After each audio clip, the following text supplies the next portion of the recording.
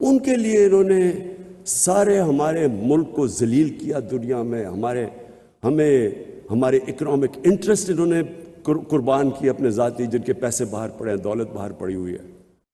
ڈر رہے ہیں وہ کہ جی وہ جو رشین اولیگارکس کے پیسے سے اور آف شور اکاؤنٹ سے ہو رہا ہے وہ ان کے نہ ہو جائیں پھر سے۔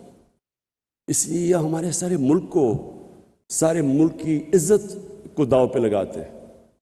کبھی کسی ملک کی عزت نہیں ہوتی جو اپنے پیر پہ نہیں کھڑا ہوتا۔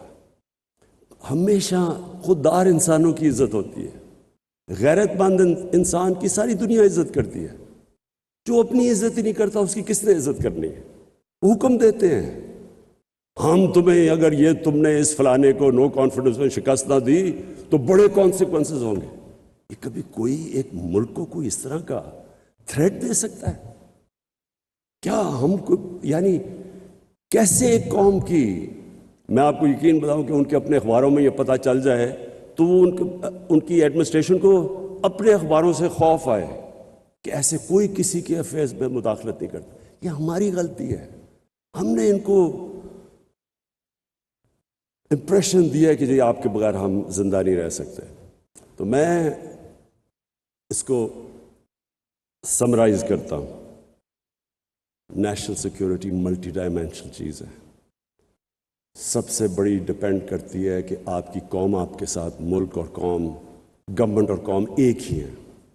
جب وہ ایک ہو جاتے ہیں کوئی چیز امپاسبل نہیں ہوتی، اور وہ تب ہوتی ہے جب کہ گورنمنٹ لوگوں کے انٹرسٹ، ان کے نیڈز کی دھیان رکھتی ہے۔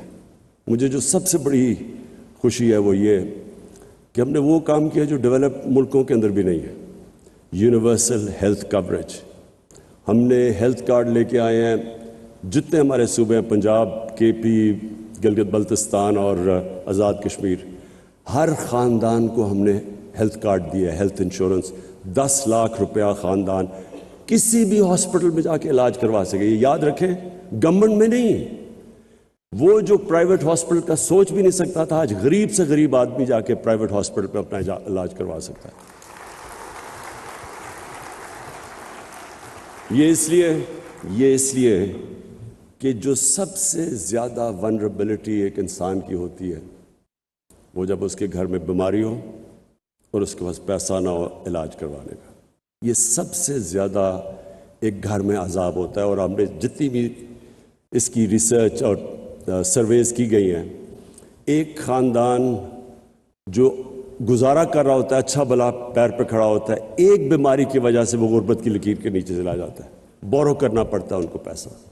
تو یہ میں سمجھتا ہوں کہ ہمارا سب سے بڑا ہماری اچیومنٹ ہے۔ اس کے بعد جو بھی ہمارے سوشل پروٹیکشن پروگرامز ہیں جو کبھی پاکستان میں نہیں آئے، تو کوشش یہ ہے کہ نچلے لوگوں کو اوپر اٹھائیں اور ان کو انکلوڈ کریں۔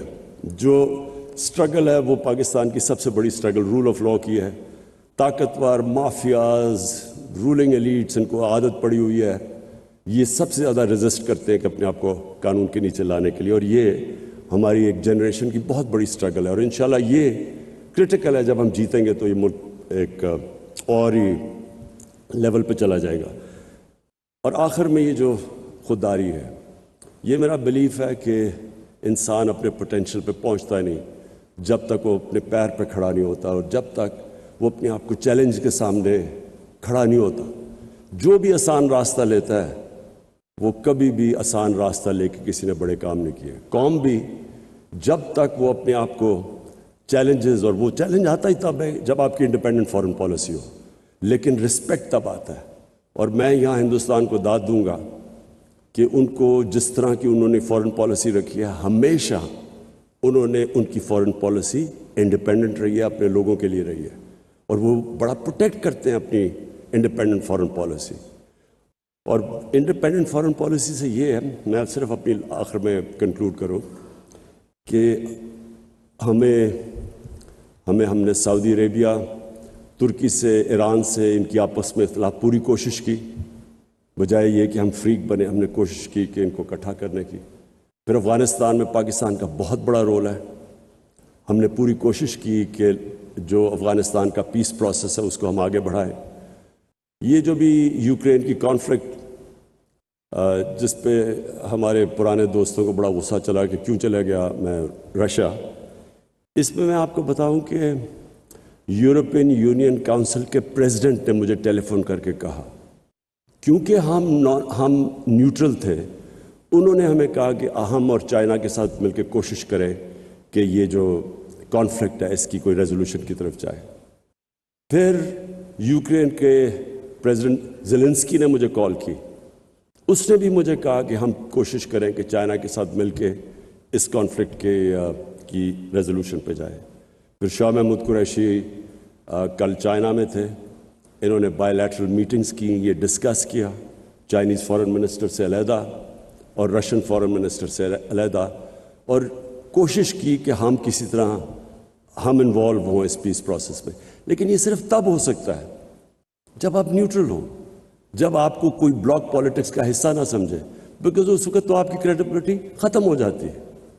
تو انشاءاللہ جو پاکستان میں انویزج کرتا ہوں، نیا پاکستان، اس میں یہ ساری چیزیں ہوں گی: رول آف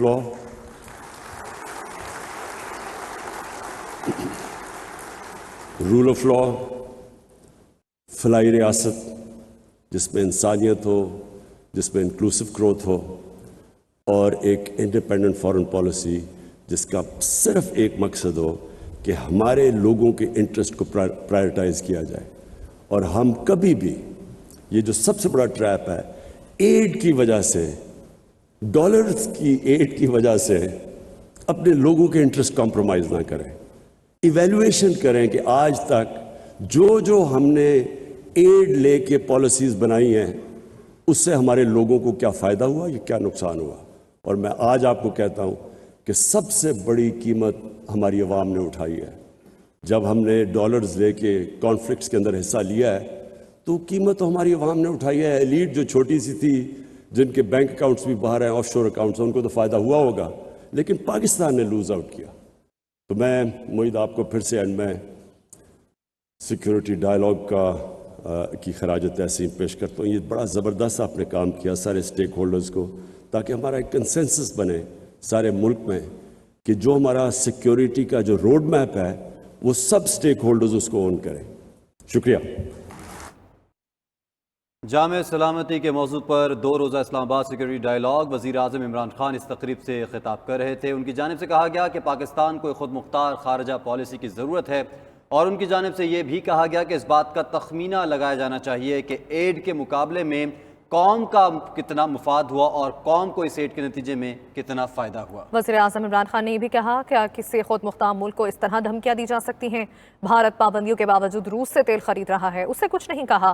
آج اخبار میں ایک برطانوی وزیر کا بیان تھا، بھارت کو خارجہ پالیسی پر کچھ نہیں کہہ سکتے۔ اور آپ کو بتائیں